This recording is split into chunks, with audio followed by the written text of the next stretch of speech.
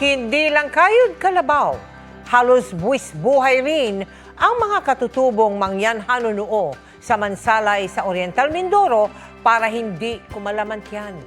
Tumatawid kasi sila sa rumaragasang ilog, bit-bit ang kanilang mga produkto.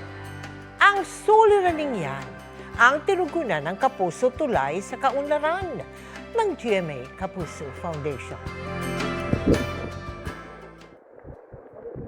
Tuwing malakas ang ulan, hindi lang ilog ang umaapaw sa bayan ng Mansalay, Oriental Mindoro, kundi pati na rin ang takot ng mga katutubong Mangyan Hanunuo. Araw-araw kasi silang tumatawid sa rumaragasang ilog, bit-bit ang pag-asang makahanap ng pagkain at makabenta ng kanilang mga ani ng gulay at prutas. Nang baha sa kaingin, mahirap talaga magtawid sa ilog. Baka mamatay kami sa baha. Minsan ang araw na dulas at tumama sa isang malaking bato ang katutubong si Alia habang tumatawid sa ilog. At hanggang ngayon, bakas pa rin sa kanyang binti ang peklat na iniwan nito. Sa paglangoy po, napadulas ako po sa bato. Mahirap talagang na mahirap. Paglampas na ng tao ay talagang ako natatakot din. Kaya para matuldukan na ang kanilang paghihirap, sinimula ng GMA Kapuso Foundation noong May 2024 ang pagpapatayo ng konkretong tulay na mag-uugnay sa bayan ng Mansalay at Bulalakaw. Hindi naging madali ang construction dahil sa sunod-sunod na bagyo noong nakaraang taon, pero sulit naman daw ang paghihintay dahil matapos ang ilang buwan, sa wakas, magagamit na nila ang bago at matibay na Kapuso Tulay. Yung ating Kapuso Bridge may tinatawag na sideway restraint cable. Ito yung kable sa ilalim. Ito yun na kung saan kumbaga pinipigilan niya yung tulay na gumalaw. Hindi siya gaya ng ibang tulay na sobrang galaw kapag dumaan. Binigyan rin natin sila ng iba't ibang binhi para may maitanim at pakinabangan. Sa mga nais makiisa sa aming mga proyekto, maaari po kayo magdeposito sa aming mga bank account o magpadala sa Cebuana Luwalier.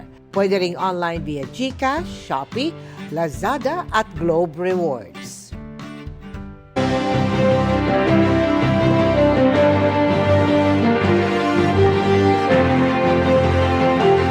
Pinagpapaliwanag ng COMELEC ang isang vice mayoral candidate sa Nueva Ecija dahil sa pangreredtag umano at paggamit pa ng bastos na pananalita sa kampanya. Nagbabalik si Maki Pulido. Nag-iingat po kami. Baka mamaya, pagbabariling kami doon, alam ko marami na sa inyong mga bahay na pinuntahan ng mga commander ng ating kalaban. Dahil sa pagre-red tag umano sa kanyang kalaban sa eleksyon, base sa videong ito na bigay sa amin ng COMELEC at ilang beses na paggamit ng bastos na pananalita. Yung mga kalaban natin, alang ginawa kundi manira. Sigurado mga supot pa yan. Pakituli mo lang. Inisyuhan ng COMELEC Task Force SAFE ng show cause order si Ramil Rivera, incumbent mayor ng Cabiao, Nueva Ecija na kumakandidatong maging vice mayor.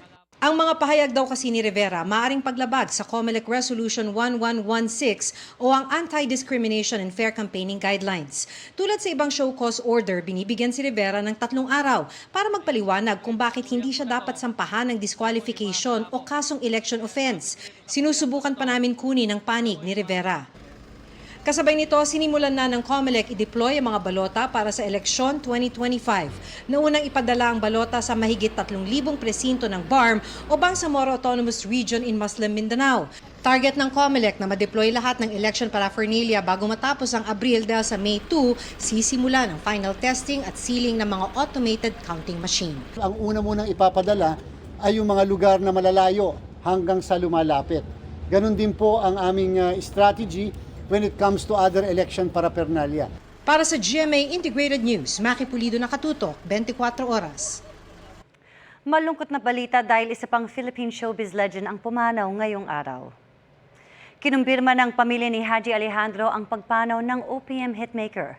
Kasunod nito, humingi sila ng pag-unawa at privacy habang ipinagluluksangan nila'y tremendous loss. Hindi tinukoy ng pamilya kung ano ang ikinamatay ni Alejandro, pero napabalitang isinugod siya sa ospital dahil sa stage 4 colon cancer. Noong 70s, tinagurian siyang kilabot ng mga kolehiyala at nakilala sa mga kantang Tag-Araw, Tag-Ulan, Panakip Butas, Nakapagtataka at Kay Ganda ng Ating Musika. Matapos ang maaksyong bakbakan sa juniors basketball, mapapanood naman ang maiinit na laban sa hard court para sa NCAA Season 100 Indoor Volleyball Tournament. Ang ilan sa mga dapat abangan sa pagtutok ni Nico Wahe. Policy Board and Management Committee, I now declare NCAA Season 100 Volleyball Competitions open. Let the games proceed.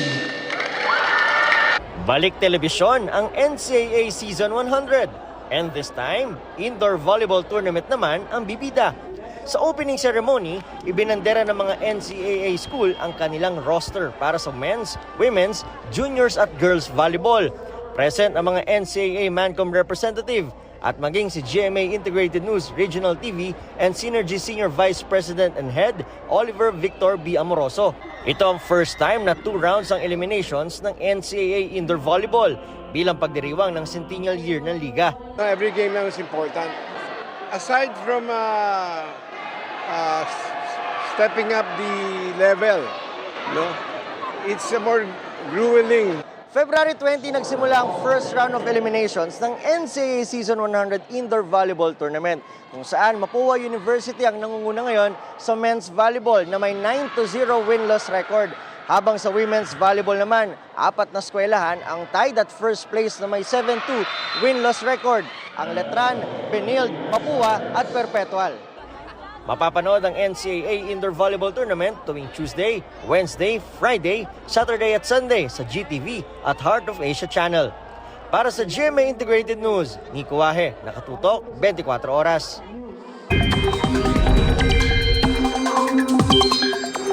Mga kapuso, maging handa pa rin sa matinding init na magpapatuloy bukas sa malaking bahagi ng bansa. Ngayong araw, 25 lugar ang nakapagtala ng heat index na nasa danger level.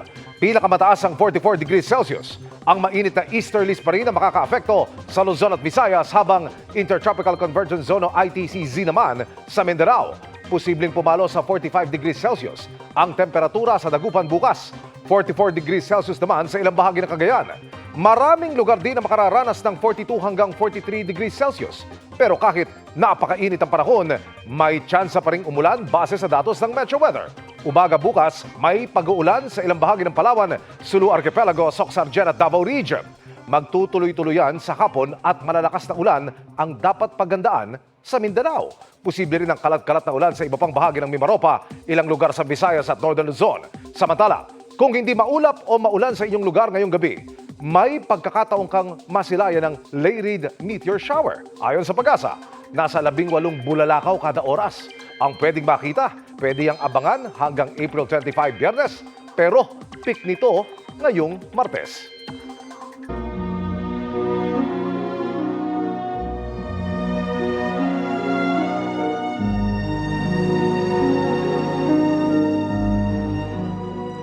Karangalan at inspirasyon ang iniwan ng namayapang si Pope Francis sa kanyang mga nakadaupang palad noong nabubuhay pa.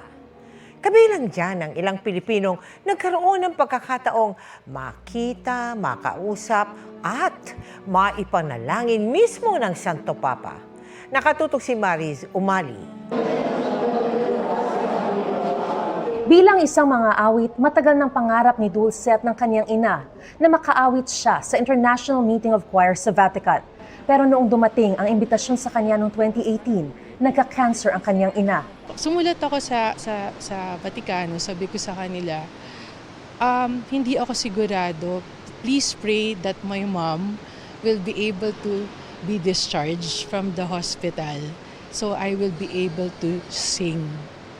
And this was the dream of my mom. So natuloy. Milagrong gumaling daw ang kanyang ina at dagdag biyayang natuloy siya sa Vatican at nakasalamuha pa ng malapitan si Pope Francis. It was a very deep encounter because not only on a personal level, but also more on a spiritual level. First time ko na naka face-to-face si Pope Francis na ganito, harapan, nakausap ko siya. Naulit pa ang kanyang pag-awit sa Vatican noong isang taon kung saan kabilang siya sa kumatawan sa Pilipinas kasama ang 8,000 mga awit sa buong mundo na sinaliwa ng 70-piece orchestra. The power of music enhances and deepens our faith. And the talent that is given to us, not limited to music, but all the talents that are given to us should be shared for the greater good, because it becomes a voice and a beacon in the darkness, especially in the challenges that we face in the world. Bago nito, natugtugan pa niya ng ukulele si Pope Francis sa pagbisita nito sa bansa noong 2015. Gawa pa raw ito ng mga survivor ng Super Typhoon Yolanda. Tinugtog ko sa kanya, naluha siya, and then binigay ko na sa kanya. Gaya ni Dulce, may hindi rin malilimutang karanasan si Father Roy Guillen sa Santo Papa noong 2015, kung kailan naging bahagi siya ng mga nag-organisa sa pagbisita ng Santo Papa. What he says really hits the heart. What he says, people can easily and readily relate. So parang ramdam mo talaga he has a concern. Lubha raw itong nakapagbigay inspirasyon sa kanyang pagiging pari. It's an expression actually of who he is, what is his papacy is all about, and yung kanyang mga halimbawang ito. So sa aming mga pare, it makes us also look into ourselves. No? Maging si CBCP President His Eminence Pablo Cardinal David, inalala ang di malilimutang engkwentro sa Santo Papa noong 2019. Noong time na yon, I was facing 5 criminal charges. No? At nabalitaan niya yon. At nung papalabas na, siya pa yung nagsabing, pwede ba kitang i-bless? He prayed over me. Marami sa atin ang naantig sa buhay ng tinaguriang The People's Pope na si Pope Francis. At bagamat nagluluksa ang marami sa kanyang pagpanaw, maaari naman daw siyang patuloy na mabuhay sa bawat isa sa atin sa pamamagitan ng pakikinig at pagbubukas ng pintuan sa ating kapwa. Pope Francis used to say, "We can see more clearly only with the eyes washed by tears." Ipinahayag naman ng mga mananampalatayang Katoliko ang kanilang pakikiramay sa Santo Papa sa pagdalo sa misa para sa kanya sa Manila Cathedral na pinangunahan ni Manila Archbishop Jose Cardinal Advincula at concelebrated ni Bishop Antonio Tobias at Papal Nuncio Most Reverend Charles Brown BD. Throughout his pontificate, our Lolo Kiko was a true father to us and has continued to show his love for the Philippines, not only through words, but through actions.